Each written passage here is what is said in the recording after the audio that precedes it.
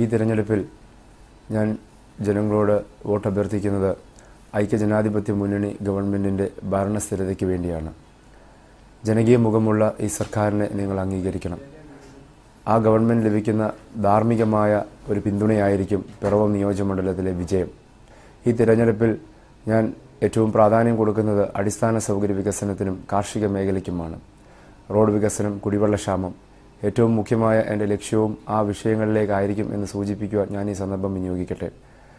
കഴിഞ്ഞ തിരഞ്ഞെടുപ്പ് വേളയിൽ നിങ്ങൾക്കറിയാം, എൻ്റെ പിതാവ് അദ്ദേഹം കടന്നു വന്നപ്പോഴും അദ്ദേഹത്തിൻ്റെ ഏറ്റവും പ്രകടന പത്രികയിൽ ഏറ്റവും മുഖ്യമായ വാഗ്ദാനങ്ങളിലൊന്ന് പഴയ പിറവത്തെ 10 പഞ്ചായത്തുകൾ ഇപ്പോൾ 2 പഞ്ചായത്തുകൾ കൂട്ടിച്ചേർത്ത ഇലഞ്ഞിയും കുത്താട്ടോളം അടക്കം എല്ലാ കുടിവെള്ള പദ്ധതികളുടെയും വിപുലീകരണമായിരുന്നു.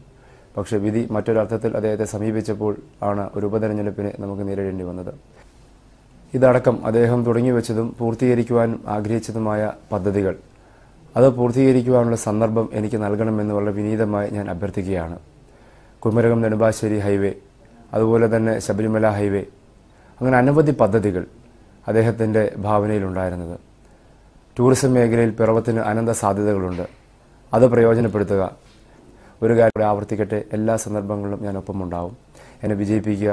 എൻ്റെ ചിഹ്നം ടോർച്ചാണ്. ടോർച്ച് അടയാളത്തിൽ നിങ്ങളുടെ വിലയേറിയ വോട്ടുകൾ നൽകി ഐക്യജനാധിപത്യ മുന്നണിയെ വിജയിപ്പിക്കണമെന്ന് വളരെ വിനീതമായി അഭ്യർത്ഥിക്കുന്നു. നന്ദി, നമസ്കാരം.